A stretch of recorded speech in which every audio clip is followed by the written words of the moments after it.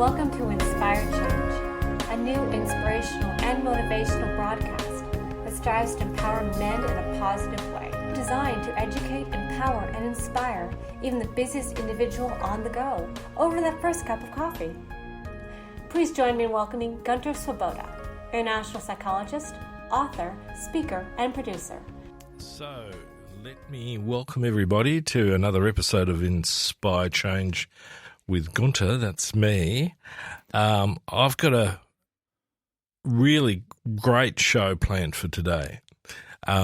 This is going to be the Aussie program. So for anybody not in Australia or, in fact, on the Northern Beaches, this is us having a meaningful conversation. So who's us?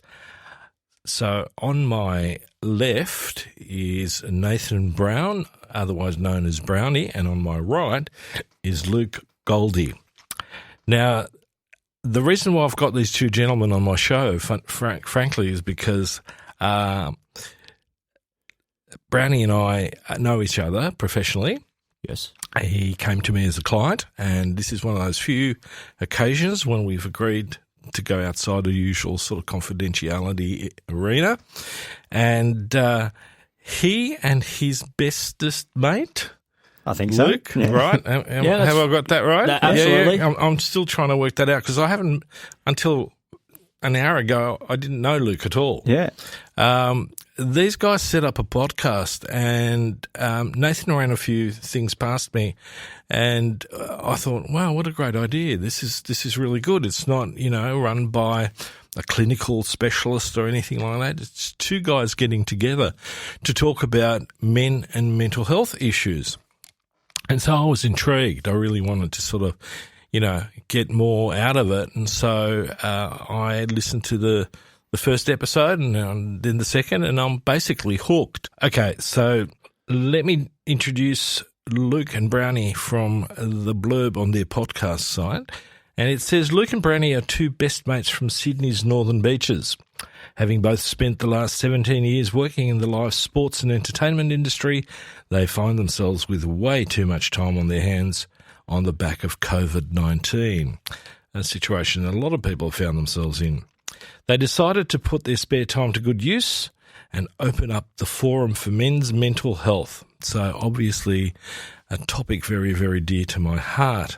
And it's one of those things where I went, everybody's got a slightly different angle, and I don't want it to be an either or. I want us to come together so that we can share our experiences and what we see as being really, really important. So they talk from depression to anxiety and everything in between. They chat about all the things that men usually hate to chat about, although from experience there is a fair amount of sport there. No ball sports, we've been told. Gunter doesn't know anything about the ball sports. I'm crap at that. So you'll laugh, you'll cry, and you will hopefully keep listening. And so let me probably start with Browny, because you and I sort of got a bit of a track record. Yep, we got a history. Yep. Tell me a little bit about sort of more of the personal background that you've got, and, if you're open to it, share a little bit about what brought you and I together. Yeah, sure. So I was living overseas in America, and in August last year I came back kind of crippled by depression and anxiety. I'd been to a couple of therapists over there, and I just didn't really mesh with them at all. And I was kind of really, when I got back in August, I think I'd hit rock bottom a couple of weeks into being back, and I found myself crying on the edge of my bed in my mum and dad's spare bedroom, and I just didn't even know what I was crying for.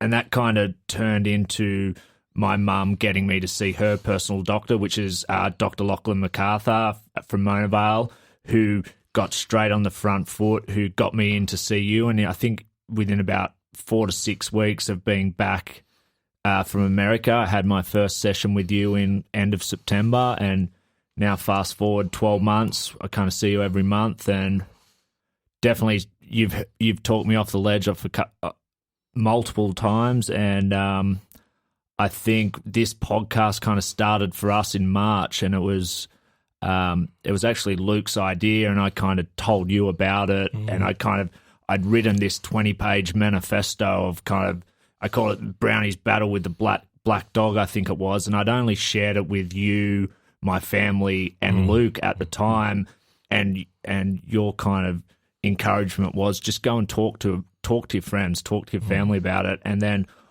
it kind of, the timing was just kind of freakishly stars aligned, and Luke had said, we've kind of got a bit of spare time on our hands. Our jobs have kind of shut right down because of our active roles in the live sports and entertainment. He's with the NRL, rugby league, ball sport. Yeah.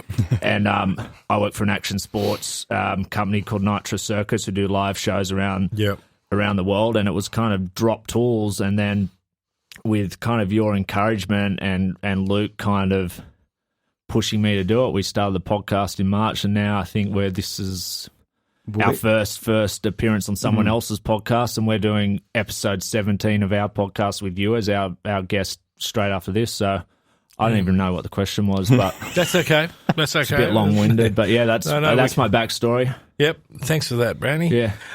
Luke, what about for you? So, as Nathan said, this whole thing came about around about the start of COVID, and I kind of had my own personal battle going on, and Nathan and I had both sort of battled things in silence for years, and I knew a lot of what Nathan was going through throughout his life, through my wife actually, because they would talk. She's such an open person, and she just has a way of getting people to open themselves up and talk to them honestly. And Nathan has always done that with her, and it's always been a bit taboo in our friendship group and most group of mates, to actually talk about this kind of thing. And it wasn't until earlier this year that I had a spiral of my dad passing away, and then my son was born with a genetic disease, and it wasn't until then that I had to look at myself and say, you're not okay. And I realised that, and then is when I started opening up to other people and asking them if they were okay. Yeah. And it started with Nathan, and I think the idea of the podcast originally was that I said to him, let's do a podcast, knowing that he would be interested in that anyway. Yeah. And his first thought about it was that it was going to be a comedy podcast, and that he had all these skits lined up to do, and Tiger King was out, so he was going to do all these other things. But when he sent me that, I was like, no, that's not what we're doing, mate. We're literally just going to talk to each other about what we've been through and what we're going through. And I must say thank you for being there for Nathan when obviously I wasn't open enough and ready to talk about this stuff. But it was, as you said, as Nathan said, the timing was just incredible. That he was making such good progress with you, that he was able to sort of do this without any question. And now it's, as he said, 17 episodes, and we've met so many amazing people through it, and we're learning so much about mental health. And while it is men's mental health, we're actually learning a lot about some of our female listeners that have opened up to us as well. So it's just been, it's been a wild ride, but it's just been so much fun. No, I can imagine. I've got to say, one of the things that really impressed me with you, Browny, firstly, and then also listening to you, is the absolute passion with which you've embraced this whole journey. And it takes a lot of, I was about to say it takes a lot of balls, but, we're talking about women as well, so we could get into trouble here, but it takes a lot of guts. Genitalia. Yes. Especially for us as men. I mean, I started down this journey when, if I go right back, when I started working with Vietnam vets, because that was like they came out of a really shitful situation. And not only had they been to war, but they came into a society, back to society that was hostile towards them. And so, not only were they psychologically injured, they were physically injured, but that more importantly, there was a moral injury there for them that no one wanted or seemed to want to address. So fast forward to probably the late 80s, there was the first wave of the men's movement, and it died in the arse, basically. And, I've got some theories about why that happened, but it had this burst of sort of promise and then didn't go anywhere. And as I was working more and more with men, and it was a gradual process to the point where, 2010, I realised that most of my clients were in fact male. And then I went, okay, let's promote this. Let's really pitch this, because I was getting a lot of guys going and saying what you just said earlier on, which I saw a couple of therapists, but I didn't click. And then I started to think about what is it that I'm doing different, maybe. And there were a lot of things, and that's probably a conversation for another time. So where, to be honest, where did you guys sort of decide to pluck up the courage to lay this out in public? Because that's not what generally we do as men. I think we just went into that first episode, it was actually the second episode where we went into Nathan's story, and I said to him, look, let's just record it. If it doesn't go out, doesn't go anywhere, at least you've just got it off your chest. And by this stage, he had already started writing his manifesto, and he was like, I feel like I've already got it off my chest, so I'm happy for this to just go out. Yeah. And it was crazy, the feeling, and I know Nathan felt the same way after that first episode, after I uploaded it. And it was just like a weight just had gone off both of our shoulders. And I think by that stage I had already recorded my one as well. And just within a week, we just went bang, bang, both of our stories out there in the world to hear. Yeah. And, I don't know where the courage for me came, I guess. As I said, just going through my own personal battle and realising that I have sort of been suffering in silence in my whole life, and I've never opened up to anyone. And now that the walls are down between me and Nathan, then like we're good to go. Yeah, I think for me, I probably had doubts about it right up until the very last moment. Like in the initial stages, the first few episodes, Lucas was sending me a secret link, and I was giving it to my family before it would be made public. And right up until that first episode about myself and my struggles went to air, I was still hesitant about it. And then I sent it to my family. I'm the oldest of 4 kids, and mum and dad, and when they listened to it and the feedback they gave, and because I said to them, if you're not comfortable with this story being out there, it's not going anywhere. And the support that they got behind me and said, Nathan, this is beautiful, this is amazing, you're doing a brilliant thing. And that's when I knew straight away, like that was the kind of positive reinforcement I need. I mean, your family's always going to be positive, but there's also an element to telling you how it is as well. And then just to hear, particularly my mum, was just like so far in my corner and how proud she was, and that's kind of it snowballed from there. And then it, Goldie's story came out the week after, and I knew what he was going through because I'd just gotten 150 messages from people all over the world who'd had no idea. And then that kind of rolled into the really heavy episode, which I think is episode 5, where I talked about the suicide stuff. And I'd only spoken to you about that. Like no one knew that story. And Luke sat on the other end of that table crying when I was telling that story. That was the hardest probably one to get through. But I knew like that was the only other episode I've sent to my family before it went to air. So yeah, I think like from the very start, that what we've got out of it, like we said initially, it was very self-serving. It was a time killer for us, but what it's manifested into, and like the open channels of communication we've given to so many people, and not just our friends. It's gone way wider than that. I think that's what encourages us to keep going and keep exploring and keep finding new guests and keep talking. And it's an amazingly humbling experience. Yeah, it's one of the reasons why I wanted you guys on my podcast is because I keep coming back to this idea that as men we really need to start looking at some changes, because our mental health statistics are rubbish, basically. So in many instances are our physical stats, because we tend to avoid the doctor like the plague. But the mental health stuff is the critical thing at the moment that I see as just, staggeringly scary. The Northern Beaches is like this hot spot for suicide, youth suicide, but also adult suicide. Absolutely. And especially amongst us as men. let me pick up on something that you just said earlier on, Brownie, which is that, families are always going to encourage you. In my experience as a therapist, that's not the case. Okay. And it's definitely not necessarily the case with boys and men. Okay.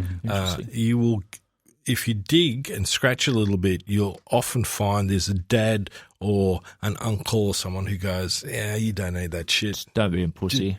Stop being, pull your socks up, get on with it. Yeah. You're just being weak. Yep. And it's, it's still prevalent. Yep. It's diminishing, but it's still there. Yeah, I guess I'm one of the lucky ones then because, my family's been nothing but brilliant. As have all our extended family and friends. Like, I don't think we've had one bit of negative feedback on anything, I don't think. More episodes. Record again. We're like, we both got back into sort of once lockdown opened up a bit. Both Brownie and I had to go back to work. So then we had this bit of a role going with the shows, and we almost felt like, we almost do have people relying on hearing these stories and hearing what we're up to each week. Absolutely. And I think that was the second wave of encouragement that kept us going. Because we were just like, well, originally we were like, our families and all that sort of stuff, they're enjoying it and stuff like that, and people we know and close to us. And but then it started that we're meeting people from like Adelaide, Perth, Melbourne that have just stumbled across our show and gone, I love listening to you guys. You guys make mental health cool. Yeah.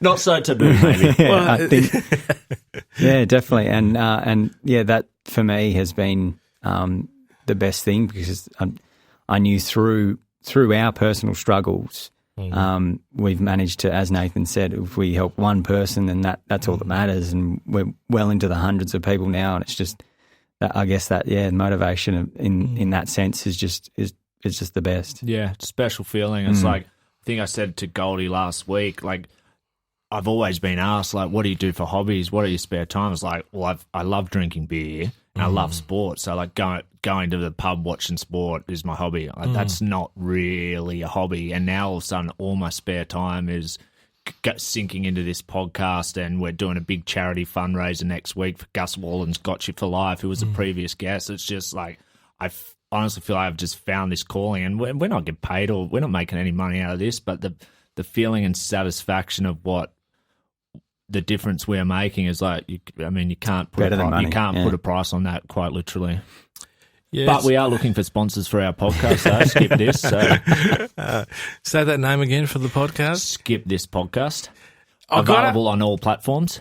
I've got to ask you guys, how did you get that name? So I think we were just spitballing names, and when we were first sort of thinking about it, I don't even think we came up with that name when we realised that it was a mental health podcast. I think we were just on the sense of, well, if you tell people to do one thing, they're going to do the opposite. So we thought, skip this podcast because it might not be for you, was the kind of thing. But then when we worked out that we're going to tell our own mental health story and stuff like that, it then became a sort of mantra to blokes who tend to skip it.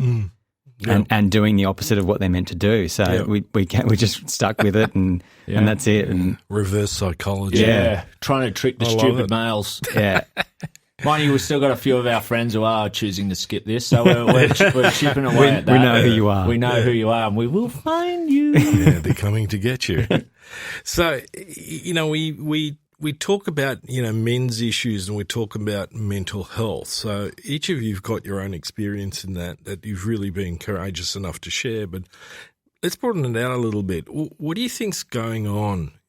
Firstly for us as men, and secondly, this thing that we refer to as mental health. So what are your thoughts about this? Oh, well, current right now, it's tough. It's tough for everyone, I think. But we started this because of COVID, but our struggles were happening pre-COVID for sure. I think I work in kind of a very high-paced, high action, and good times industry, and I think sometimes I've kind of forgotten to take stock and slow down a little bit, and I think I'm one of many in my industry that, really struggle with the kind of being away from family and friends and on the road and living almost a fanciful lifestyle 6 months of the year, touring the world. Brilliant lifestyle, but it's not real. It's not reality. And I think COVID has kind of fast tracked the feelings of, real life, but also a lot of people aren't earning any money as well right now, and particularly in the live entertainment, the music industry and whatnot. A lot of people don't know when their next paycheck's coming, other than the job keeper or job seeker. Before that, I know I was definitely a victim of not wanting to talk about my feelings. I mean, I think you definitely played a large role into me opening up, firstly to my family, then to kind of Luke and Luke's wife as well. I in hindsight, I regret not doing it sooner. I think I would be in a much different place if I had the balls to have those conversations 2, 3, 4 years ago. But the reality is I didn't, and I haven't. And it is what it is. It is what it is. And I think now part of this podcast and kind of just everyday life, talking to people, is like encouraging people to talk. I make a habit once, twice, 3 times a week just to ring a professional athlete, a friend of mine, or just check in with a mate who doesn't live, who's moved up the coast on the other side of the country.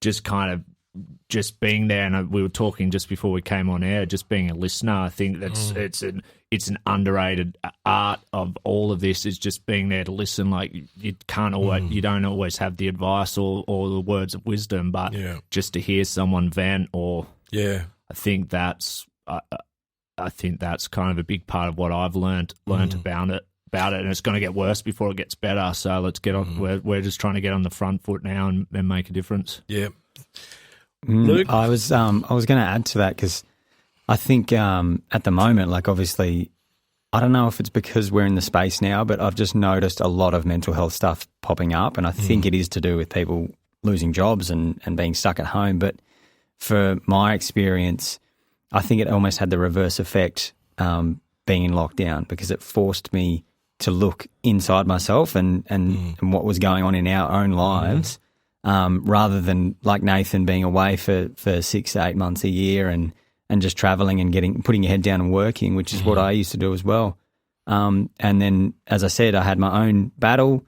Lockdown happened. I was forced inward to look at myself, and then that sort of opened it up to everyone else. So if anything, I've almost been thankful for COVID happening or lockdowns happening. Obviously not the disease happening, but not only did I get a good look at myself and what I was going through, but it forced me to be able to stay at home with a newborn and help my wife and be there as much as I could. I was very interested in listening to you about that. Yeah. I was fortunate enough to not have a job when I first came out of uni. So my wife had to go back to work to feed us. Yeah, right. And I became a, primary parent at home with a little, 12-month-old baby girl. Yeah. Right. So I'm an only child. So this was a totally new experience for me. Right. And I loved it. I was crap at housework. I think my wife on several occasions thought about leaving me, except that would have made it difficult with babysitting. So, so that whole thing about being, in a way, forced to look inward, it's a pity that it had to be forced in a way, isn't it? Oh, definitely. But as Nathan said, I would have loved to have addressed it years ago. Yeah. But if I had have been as comfortable with my emotions now if I wasn't comfortable then as I am now, I think like at my dad's funeral, I wouldn't have been able to hold myself together, because I just would have let it all out. I still had some doubts about letting my emotions out when he died, and as everyone knows, like on that day, I was just straight-faced. I was just blank. Right. I did the eulogy. I carried the casket in and out, and was consoling my family members, and I was just looking at everyone else in my family just bawling their eyes out, and I was just like, I feel empty. I feel like I've lost him, but I'm not upset. And then basically when my son was born, I don't know if it was becoming a dad that just dropped the emotions. Yeah. They say that it puts your heart on the outside of your body. Yes. And the combination of that and receiving some news about his genetic disease, I think just all my walls came crashing down, and it was just like I had 3 or 4 days there where I just could not stop crying. Yeah. And that's healthy. Yeah. That is really healthy. That's what it is. And I saw a quote the other day is that it's not a sign of weakness to cry. Ever since birth, it's been a sign that you're actually alive. Yes. Yeah, absolutely. And I just live by that now. And how many times do we hear people saying to little boys when they're crying, stop crying, you know? Yeah, stop being a girl. I hate that. Oh, it just pisses me off. Yeah. So, you know, I mean, you guys are talking about anxiety and depression, okay, the sort of things that come under that banner of mental health. But is that really all we're talking about? Or are we talking about something that's actually broader than just those? Like for me as a psychologist, they're two clinical diagnoses, right? You know, I was interested in some of what Gus Warland was saying on your podcast. What are your thoughts about that? Well, I think the anxiety and depression side of stuff, like I admittedly know nothing about anxiety. Yeah. I don't know anything about depression really. I've been sad, I've been upset, and I've been rocked by something, but I can't I can't compare it to the anxiety that Nathan went through and the feeling of wanting to end it all, because I've never been there. But this show has given me a bit of an insight and doing this with Nathan, because it has shown me that I always thought anxiety was just something that you could just go, yeah, Switch no, I'm off. all right, I'll be fine. Yeah, But once I've seen past it, and I actually worked out that my wife actually suffers from anxiety a lot. So being able to understand what Nathan needs to talk about and needs to hear is actually helping me at home as well, because I'm, instead of trying to fix her, I'm just guiding her through the moment and getting her past those feelings of anxiety. But I think Nathan would probably know more about that side of stuff than I do. Let me come back to you, Browny, in a minute. Yeah. So would you say that part of this journey for you is actually to become more empathic and more compassionate? Definitely, yeah. I think going from where I was at the start of the year and not even dealing with my own mental health, there's no way I could understand what anyone else was going through. And as I said before, like being in this space now and seeing all this mental health stuff coming at me, it's just it's so much knowledge to know what other people, and empathy is just a like it's a golden thing. Like to be able to put yourself in someone else's shoes and see how they're feeling and ways to get through it and ways to deal with it. Like it's just, I feel like of just every episode that we do is just like opening up a booklet on a how to like how to brain. Yeah, it's a new chapter every episode. Every episode for sure. Yeah. So Browny, you've definitely had that experience with anxiety and depression. Yeah, sure. Okay, so we're talking here in that sense. So what does all of that mental health stuff mean to you? Is it just about anxiety? Is it just about depression? Or is it broader than that? Oh, I think it is broader than that for sure. I kind of from my own personal experience, I would kind of quantify it that way. The anxiety and depression, definitely, I feel like I have hit rock bottom and I've been through the worst of that, and I do have better coping mechanisms to kind of deal with that stuff. I'm still kind of learning a lot about both conditions, and you know, previously I really had a very strong opinion about suicide and how anyone who committed suicide, like how could you possibly be at that point in your life where you think that is the only option? And it was in hindsight, it was a very naive view of that whole space. And it wasn't until I was there and I'd kind of read it in my head what I was going to say and justified how I knew people were going to feel. And then all of a sudden I got a better understanding of it. And it's a good kind of snapshot of what this podcast is, because we keep learning along the ways. Like Adam Peacock's issue, his poor 4-year-old daughter's got juvenile arthritis, so there's physical health elements that all attribute to the mental health as kind of not looking after yourself.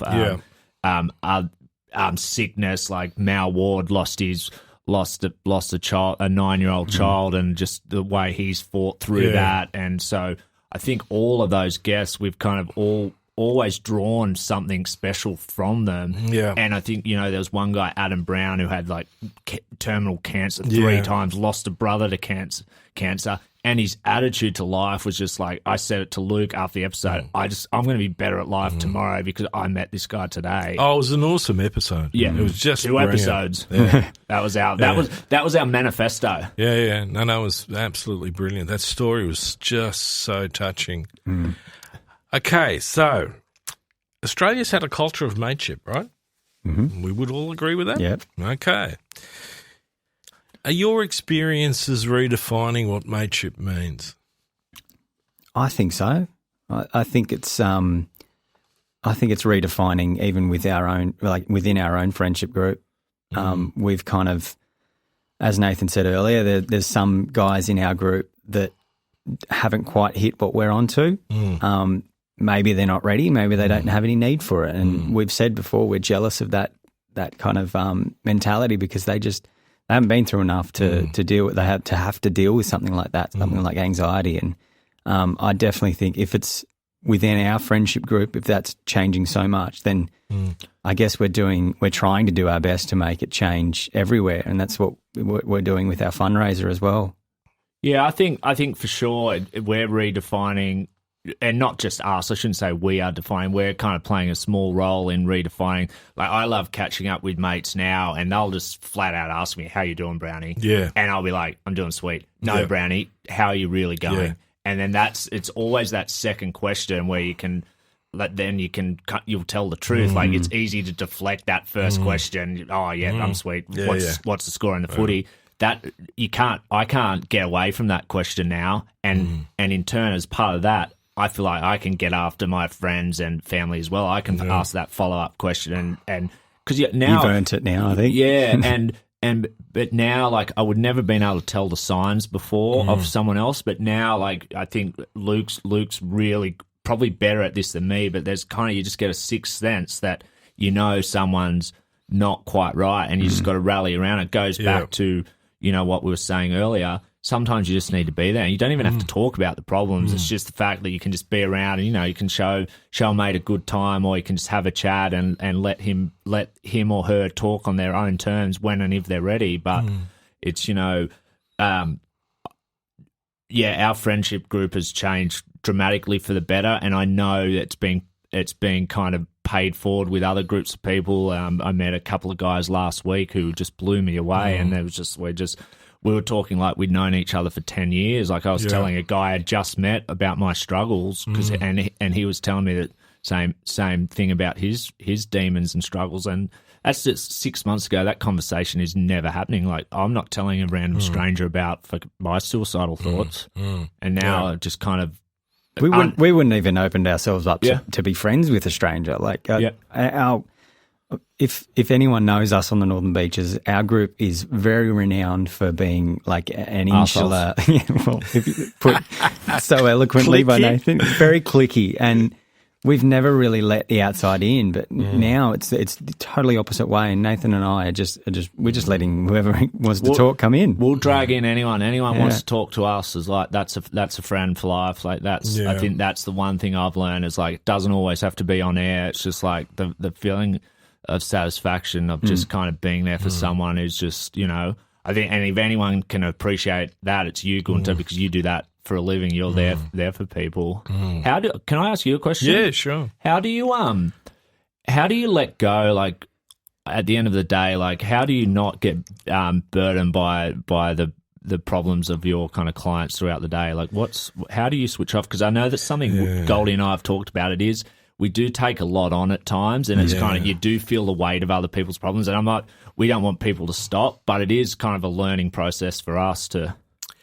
So I get asked that question a lot, and in a way, it's not an easy question to answer.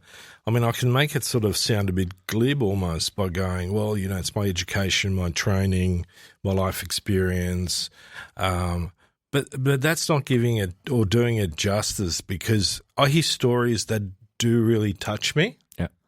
And there are days where I know that I've got to take some time out. So one way that I do it, and I was listening to Gus on this as well because of his work, and I go, busiest man on the northern beaches. yeah, and I go, well, for me that's a bit of a red flag. And at the moment, I know that in my own work, I've sort of hit saturation point. Yeah. So part of that is like, for example, after this podcast, not going back to the office and seeing another couple of clients. Yep. It's not going home to set up another program for a group. It's really just going, I'm just going to go home and I'm going to sit down and I'm going to just have a chat with my wife, watch a bit of TV, just chill. At the moment, I can't surf, which has always been my therapy because of my shoulder injuries. And I'm just desperate for that to get sorted so I can do it again. So it's being very, on one level, introspective, but on the other, on another level, is actually combining that with being able to be in the moment and present with what's going on around me, like, sitting back and smelling the surf or just feeling, the wind coming through and going, yeah, we're going to get a southerly tomorrow. It sounds odd, but those little things actually make a difference. And I know that, one of the things I'm interested in is I'm seeing so many different ways that are popping up in which to approach men's mental health. Yeah, and a lot of it, in my sort of perspective, seem disconnected. And what I'd like to see is more of a connection. This is why I'm interested in that question about mateship. Yep. How can we spread this? Because ultimately, I think as men, we need to really learn how to be different. That's the whole idea about inspire change. Yep. Because we've been trying the same number for 10,000 years and it's not working really well. Yep.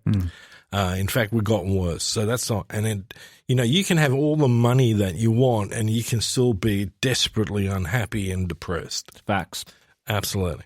So the idea is, what are the elements that are missing? And I think that whole redefining of mateship for us to be more open, because I know mates who've known each other for 50 years, but they've never had a meaningful conversation with each other. It's been about sport, politics, women.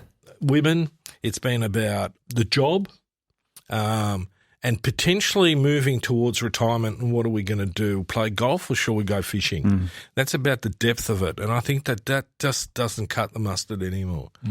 And so, we need to really redefine that landscape. And there is still a lot of people who are absolutely shit scared of getting into that. Yeah. They don't want to see, in the old maps where there was, when they didn't know what the landscape was like beyond somewhere, they used to put there be dragons, right? And I You're think, showing your age, Gunter. I know. I've never seen a dragon on Google Maps. oh well, we could make one up, and so that's like you don't go there because you might just get your head bitten off, and that's the thing that I think we need to demonstrate to. And you guys are talking so eloquently about this. Is that opening up is an unburdening. It's the best feeling ever. It's that's good.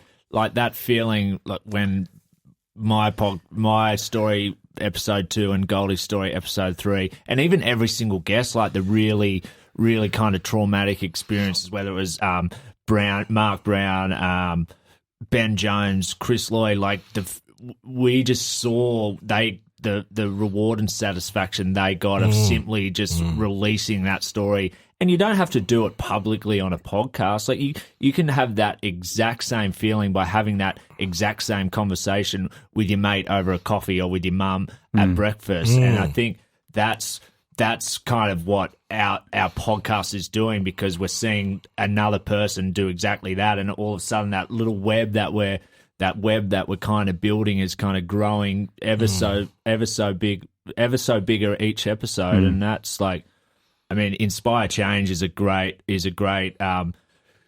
term. And one thing Gus said, which really kind of resonated with me, was like, don't worry alone. Like your worries are much less if you share it with one person, and then it gets a little bit less when you share it with another person. And then all of a sudden you got all these people there to either give you advice or just listen. And I think that's kind of the root of all this. And I think the taboos of men not being able to talk to men about not girly stuff, but like emotions. It's like that should be a thing of the past, and we're doing our very best to change that. Yeah, well, it's not about being girly. It's about being a human being, a well-rounded human being. If anything, it's not girly because a lot of them are actually really good at doing it. Yeah. They should call it manly to not talk, or to talk about feelings. 100%. Yeah, well, it takes courage and it takes reflection.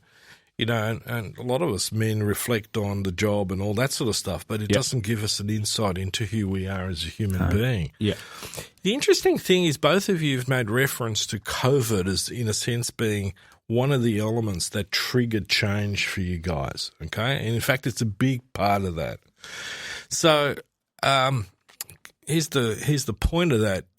So, out of crisis comes something positive, right? So, and the media has portrayed this thing as the worst possible thing that could have happened to us in God knows however long, whereas I actually hear you and Browny talk about that in a way as being, inspirational. It took you into that landscape that you hadn't trodden in before. Would that be a message that you'd want to give other people, is to embrace crisis? For me, obviously the original crisis for us was having a son that was born with a genetic disease, and one of his big things is sanitation, people around you. So if this didn't happen, we wouldn't have a clean society like we do at the moment. Everyone's washing their hands. Everyone's being ultra sensitive and ultra careful, which plays into our hands for our son, because he's now in a world that is now thinking twice about, did I wash my hands? Yeah. Should I wear a mask on the bus today? Yeah. Am I feeling a little bit sick? Maybe I'll stay at home. So for me, I'm taking this, not only the fact that I got to stay at home, but that side of things, the sanitation side of things, as a big win for us. Well, the statistics on men washing their hands after the loo is pretty pathetic. I can attest COVID. to it. I can attest to it as well. Going into this, I wouldn't really have thought about it. I'm pretty sanitized. I'll wash my hands and stuff like that. But there were definitely times where I knew that I need to be somewhere and I'd just get out of there. And now it's a number one thing on my list. Yeah. Browny? COVID. Yeah, I mean, I probably don't have as much positive things to say about COVID, just because I've seen a lot of my friends really struggle with kind of basically unemployment. We're professional. Well, not we. I'm not a professional athlete, but most of my friends are professional athletes. No show, no pay, and that's an unfortunate reality. So if I had the choice of COVID or no COVID, I would say no COVID. But I'm very pleased that COVID gave us the opportunity to skip this, and that's brought me and my family the closest we've ever been, and that's the one huge positive. And then it's our kind of little group of friends just chatting openly. So yeah, I think we've made the best of a bad situation. I was really struggling when COVID started, and we were told not to go in the office for a couple of weeks, take some time off, and I was making these stupid videos. I created a Who Killed Nathan Brown series on my Instagram, and it was actually me. Nathan Brown killed Nathan Brown. And thankfully, Goldie kind of saved me with this podcast idea. I saw him suffering, and I was like, his ADD is not going to handle this for many more weeks. No, I took lockdown really hard. Was the podcast, for lack of a better word, saved me from myself at that point. So let me play a bit of devil's advocate. So in a sense, creating a new landscape for mateship, right, is essentially one of the buffers against some of this stuff where we become economically compromised. Yep. Right? Because, I mean, there's some of us who've got shitloads more than others, okay? Let me put it bluntly. Absolutely. And so if we exercise that level of empathy and compassion, we can support each other much better. Yeah, for sure. Rather than being really insular. Mm-hmm. And I think that if we can spread a message like that out, because we're going to need to rethink how we're going to run the show anyway. That's what I took out of Gus's episode is he runs Gotcha for Life, which I don't know if you're familiar with it, but one of their big things is they do a program in schools to get young boys to start talking about their feelings early on, so that by the time they do leave school, or by the time they get to year 12 and stuff like that, they're already equipped with the know-how to talk to someone properly, rather than it just being the question that we ended up with, which was, "How you going?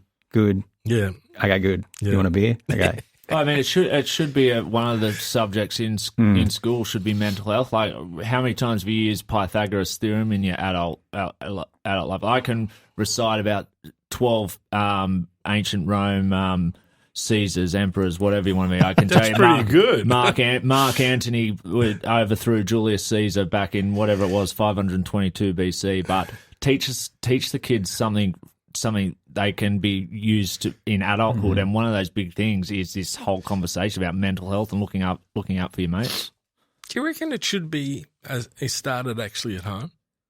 Probably, yeah. I was going to mention earlier your whole talk about mateship and changing that is that I not only had this situation with my mates where it would be a one question, one answer, but it was also like that with my dad for so many years, and it wasn't until the last sort of year of his life where he would still dodge the subject of how he was feeling because he was a radio personality and he just lived a life of putting on a happy face for everyone. And I just would be at him every time I saw him, and I'd always ask him how he was, and he'd say, "I'm great." And then I'd look him dead in the eye and say, "But how are you really going? Good one. What's the latest? What's the latest diagnosis?" And I would force him to give me a proper answer before he can then say, "Oh, how about those Eagles?" And then he'd talk about Manly Seagulls for the next hour. We're not talking about Manly Seagulls. Who are they? Six losses on the trot. They're our football team. Rugby league, mate. Rugby league. Okay. Ball sport. Rugby, as the Americans call it. It's not Rugby America. It's Rugby League. So obviously that's going to have an impact on how you're going to be as a dad. Yeah, I think it definitely, a lot of stuff that my dad did has had an impact on how I am, not only as a dad but a husband. But, I mean, without that, I wouldn't have realised what the wrong thing to do is. So I just wish I'd got to that point with him a lot earlier because it might have changed a lot of things when I was around 21 years old, 20 years old when he left my mum. But, it might have been very different if he had been able to talk to anyone properly, or if he had have talked to anyone properly. But, again, I've taken that bad situation and taken advantage out of it. I think as well, kind of our dad's age, and I hate to put you in this kind of area as well, kind of like the 56-year-olds are kind of almost the last generation where the tough experience, just man up, get on with it. I think the next generation of dads like what Luke is, all this information is out there now. You can go and get it. You can freely speak. The internet's a beautiful thing, but some of our dads don't even have they have a flip phone. They don't even have internet on their phone. I think now the next generation of dads, which is Luke, the mid 30-year-olds and the late 20s, and then we should push that a step further and really get into those school kids because. Everything's available. You just got to be nudged in the right direction. I know since we've started this, Luke, how much have we learnt about the mental health space, it's mental fitness, and Gus again had this beautiful analogy where he said you're proud when you go to the gym and lose weight, get muscle. Why shouldn't you be proud of going to better your mental health, whether it's by meditation, whether it's talking to a Gunter or whatever that might be? You shouldn't have to be ashamed of that because you got to train your mind as much as you train your body. Unfortunately, we've still got a system out there that really focuses in many respects on the wrong order of things. Okay, one of the things that we know from the research is that the most important thing for a child to grow up with is to feel emotionally safe and secure, and to have good models about how to deal with negative emotions. Yep. Right. The next bit is socializing them into good behavior. Yeah. Okay. So, and the third thing is paying attention to how they're developing, cognitively, academically.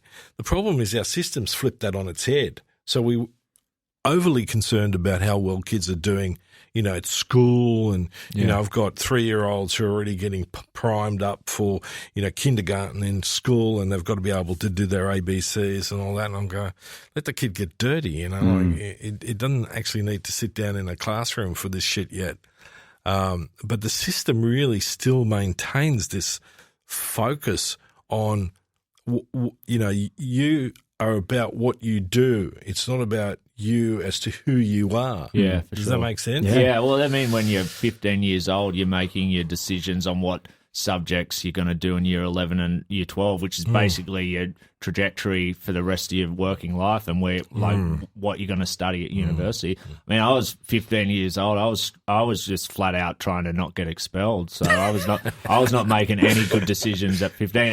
And you could argue at 38 years old, I'm still making some terrible decisions. I still don't know what I want to do for work. No. And I got asked that question when I was in year 10. So Yeah, I just think I lucked out. At 15, I went to the guidance counsellor at school and, I dead set I was going to be like Jacques Cousteau, marine biologist. Does anyone know a marine biologist? Seinfeld reference?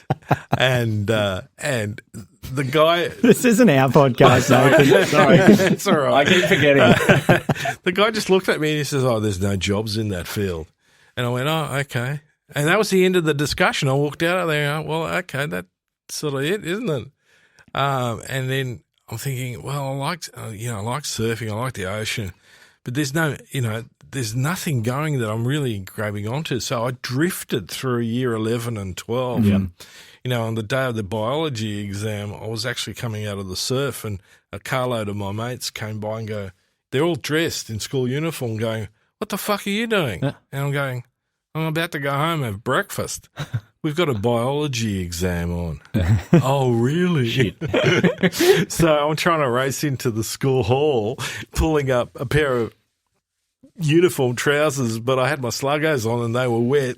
My feet were full of sand. That the supervisor just threw me back out and go, get cleaned up. And I just slid in to do Typical it. Pittwater riffraff. It was. Well, at least we weren't Narrabeen, all right? Yeah. So Kramer for this. I'm going Kramer to for get this guy. caned for that. I went to a Catholic school, and We'll forgive you for that. yeah, don't worry, thank you. I spent year 11 and 12 still questioning the Big Bang Theory and God inventing the Earth, Right, because okay. I'd walk from biology into a religion class that we had to study, Yeah. and I would ask that question to the religion teacher and say, "But I was just in biology, and they said this," and she'd just be like, "Get out." You're a heretic. Yeah. I got kicked out of legal studies in year 10 because I was arguing too much with the teacher. I'm like, lady, That's a lawyer. I'm practicing law here. Like, Yes. I'm going to argue with everything because that's what I do. I'm a lawyer. I'm a lawyer in practice. And shout out to, I won't name her actually. You almost did it on one of the episodes. yeah. Got to be careful. We had that chat. Yeah, we had that. Was one of the few things Gunter said to me when I told him this podcast was happening. He's like, "Just be careful. Don't name names." I'm like, "Too late." I was just passing on what I was told. I mean, in my profession, you get that whole confidentiality Yeah. thing drilled into you. Yeah, shit. So, we're coming to the end of this session. And I've got to say, I really enjoyed having you guys on this podcast. And, the last question I wanted to sort of focus on is what type of leadership do we need finally to get our shit together as men and mental health? But I think in many respects, you've already sort of given that. I mean, you guys are actually models in that space. Do you understand that? Yeah, I mean, Have you thought about that? I haven't really, because I've always looked at like our guests and some of the people that we're trying to talk to, like Gus Wallen and stuff like that, and I see them as the leaders at the moment. Absolutely. But yeah, I don't know. I do feel responsible to keep doing it. Yeah, absolutely. Because there are some people that rely on us doing it now. Other than that, like until we get a bit further along, I don't think I'll see myself as a leader just yet. No, yeah, I probably agree with all of that. I think like where some more help can be done is probably from the government, like making things a bit more affordable and accessible. Like it's one thing we talked about with Gus is like to see these doctors and therapists, it's not cheap. No. And it is, unfortunately, it's beyond the means from a lot of people. I'm lucky I can afford to come see you, and it's money very, very well spent. But I'm lucky I earn good money, and I've got the money, and the benefit I get from those sessions is well worth it, even if it's like costs a lot more than going to the gym for a month, whatever it might be. But I think helping out the kind of the people who can't afford to do it and who are kind of struggling on their own. I think that's probably like what I said on that podcast. Like, you can't go anywhere without kind of all the signs to stop from speeding and don't take drugs and drive, whatever that might be. You see all that stuff, but there's not enough stuff about mental health. Like, why is there an ad at every traffic lights for a gym, or there's a speed camera at every second traffic lights? Why isn't there more for mental health? I think that's Yeah, that's a really good point. And I mean, one of the things that I worked in the public service as a health services manager in one of the public service organisations, and I mean, everyone paid attention to OH&S as a physical thing, right? So if you leave the cord lying across the corridor, you got into trouble because you weren't paying attention to mental health. But no one dealt with the manager who's bullying the shit out of his staff and micromanaging them and making them, feel small and anxious and stressed. Yeah. He just kept doing what he was doing. No one would pull him up on that. Sure. And I was talking a lot about the sort of leadership style that we need. That's not about what are they going to, do for me, but rather what can I do for them? And that's a really important aspect. We really haven't addressed this. I mean, if we talk leadership and I talk about, some of the politicians that we've got at the moment, it makes my toes curl. Yeah, I think there's another area as well on trolling and on social media. I saw a really good thing from Erin Molan, who had really she's for the Americans, she's a kind of media personality, a news reporter who's really copped a really unfair amount of abuse, and she just came on tears on a morning radio show, and she said people should be able to show their parents or their partner, like if they're ashamed of what they've written to someone on social media, they've got to be held accountable for that stuff, and at the moment they're not, and whether it's behind a burner fake account or a private account, some of the things, and I've seen my athletes firsthand just mercilessly bullied. I had a friend who was just on one of the crappy reality TV shows, Bachelor in Paradise, but some of the abuse it's he copped atrocious from faceless people, and it's not regulated at all. Yeah. Like if I said that some of those things to someone in the street, that I'd get my head punched in, and I deserve it. Whereas that's a big that's a big issue, I think, and it's terrible in the teenagers. They just go after. They just bully. Like at least when we were at school, like if you were bullying someone, you're bullying to their face, and you're a chance of getting a punch in the face. I got bullied for a couple of years. I was a bully. Well, I got punched out a few times though, so I copped it. So that's fair. I had one fight, got suspended as a result. I never got bullied again though, I can tell you. But I went home after school and it stopped. Yep. So I just go for a surf. But most of the teenagers that I work with, it goes on till early hours of the morning because they've got their phone. They won't get off the phone. Yeah. Right? They won't actually go, fuck you, get off the phone. I've seen some horrific messages that teenagers are sending teenagers. And it's horrendous. Disgusting. And then I blame the parents. Like the parents have got, there's some better leadership that's needed with the parents. Yeah. Gentlemen, Luke, Browny, thank you very, very much for being on the podcast. No, thank you. This is our debut on someone else's podcast. We're absolutely. Very chuffed, so thank you. You guys are definitely in the category of inspiring change. So thank you. No question about that. Do not hesitate to give yourselves a pat on the back because, in effect, you are part of that leadership in the men's space. Don't take what you're doing lightly. And this is not to give you a big head or anything. No, it means just a lot coming from you, Gunter. It is about positioning yourself in a landscape that needs nurturing and growing. Absolutely. And it needs people to stand up. The last thing, from my perspective, that we really need is the sort of radical, men's rights movement that is just on the edge of almost being violent. And sometimes some people take it too far. That's not what we need. We need more soulful relationships and networks that really support men in an emotional space, but also give them the tools for that too. So again, thank you very much. Thanks, pleasure. Thanks so much. Thank you, Gunter. And thank you for listening to Inspire Change with Gunter. Again, if you have any questions or comments or ideas for a show, you can email development@noirtainment.com. That's development@noirtainment.com. Thank you, and thank you for listening.